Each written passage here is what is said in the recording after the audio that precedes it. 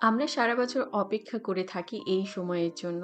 এই আম দিয়ে, কাঁচা আম দিয়ে আমের আচার বলুন, আমের টক বা আম তেল আমরা সকলেই ভীষণ পছন্দ করি।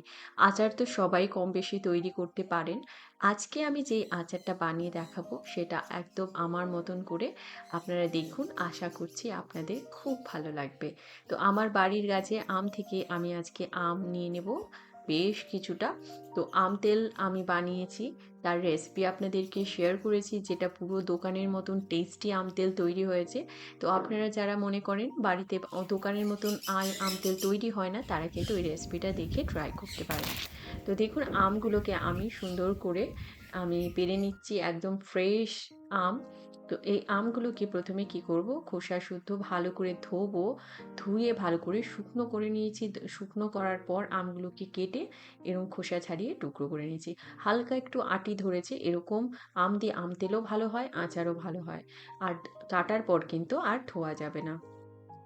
দেখুন একটা মসলা বানাচ্ছি এর জন্য আমি শুকনো লঙ্কা, সামান্য একটু কালো জিরে, মৌরি, একটু জিরে আর দিয়ে দেবো বেশ খানিকটা ধনে। এটা গাছের ধনে। তো এগুলোকে একদম হালকা করে ড্রাই রোস্ট করব। এবারে এর মধ্যে দিচ্ছি সামান্য একটুখানি সর্ষে। এবার এগুলোকে গুঁড়ো করে রাখবো কড়াইতে সর্ষের তেল গরম করে নিচ্ছি বেশ খানিকটা।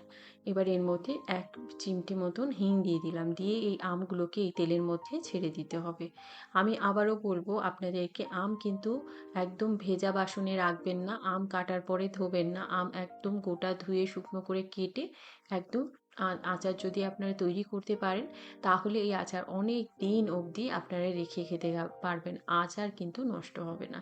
তো এটাকে এরকম ঢাকা দিয়ে দিয়ে আমটাকে এই তেলের মধ্যে রান্না করব যাতে করে সফট হয়ে যায়। একটু সময় যখন আমটা একটু সফট হতে থাকবে তখন এবার এর মধ্যে দিচ্ছি কাশ্মীরি লঙ্কার গুঁড়ো। এটা অপশনাল, চাইলে স্কিপ করতে পারেন।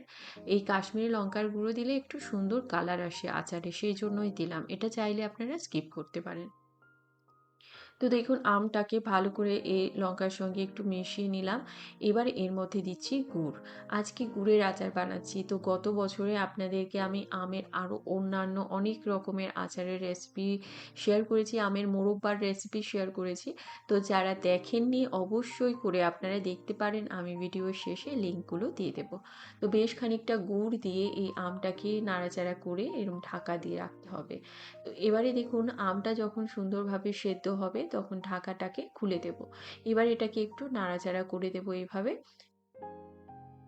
দেখুন আমটা সুন্দর সেদ্ধ হয়ে গেছে। এবারে এর মধ্যে সেই মশলাটা আমি দিয়ে দিয়েছি। বেশিরভাগ মশলাটা দিয়ে দিয়েছি, ৩ ভাগ দিয়েছি, ১ ভাগ রেখে দিয়েছি। এটা আমার অফ ক্যামেরা হয়ে গেছে। তো এই সময় আপনারা এর মধ্যে আচারের মশলাটা দিয়ে দেবেন। দিয়ে যখন এই আচারের গুড়টা একদম শুকনো শুকনো হয়ে আসবে, আমটা একদম শুকনো হয়ে যাবে, তখন এবারে গ্যাসটাকে অফ করে দিতে হবে। একদম পুরো শুকনো করবেন না, কেননা ঠান্ডা হলে কিন্তু এটা আরও শুকনো হয়ে যাবে। তো তৈরি হয়ে গেল আচার। এই স্পেশাল মশলা বানিয়ে আপনারা এইভাবে আচার বানিয়ে দেখুন, এর টেস্টটা পুরো অন্যরকম হয়, খুব ভালো লাগে। আর এইভাবে আপনারা যদি ফলো করে করেন আপনারা অনেক দিন অবধি রেখে খেতে পারবেন। উপর দিয়ে একটু মশলা ছড়িয়ে ছড়িয়ে আপনারা বয়মে ঠান্ডা করে ভরে তারপর রেখে দেবেন। ফ্রিজে রেখে দিলে আপনারা এটা অনেক বছর ধরে খেতে পারবেন। আর এই আচারটা আপনারা যদি টেস্ট করেন পুরো একটু কাসুন্দি কাসুন্দি ফ্লেভার হবে, কেননা কি আমি এর মধ্যে একটু সর্ষে দিয়েছি। তো আপনারা এইভাবে মশলা তৈরি করে আচার তৈরি করুন। এর ফ্লেভার টেস্ট একদমই অন্যরকম হয়। আপনারা বানিয়ে আমাকে অবশ্যই জানাবেন কেমন লাগলো। যদি ভালো লাগে লাইক করবেন, শেয়ার করবেন। এরকম রেসিপি পেতে চ্যানেলটিকে সাবস্ক্রাইব করবেন। ভালো খান, সুস্থ থাকুন।